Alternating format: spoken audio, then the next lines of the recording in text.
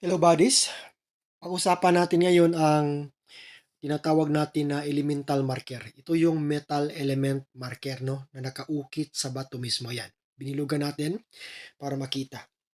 So yan buddies, may instances yan for quick deposit, no.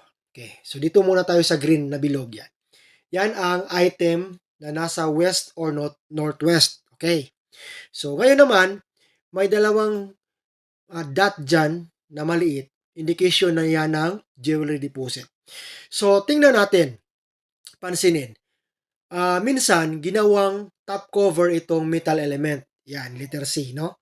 So, ibig sabihin, pwedeng may laman ang bato na ito na nakafix. Pwede siya item holder. So, anong gawin natin?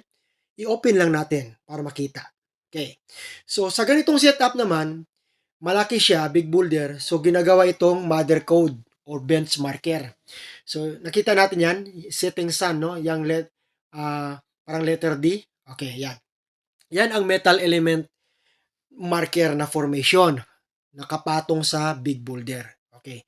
So, reference din yan, buddies, as mother code. So, balik tayo dito sa sikreto ng quick deposit. Marami na kasi nakuha na sa ganitong setup eh. Ginawa siyang door or portal ang metal element, yung parang semicircle or letter C.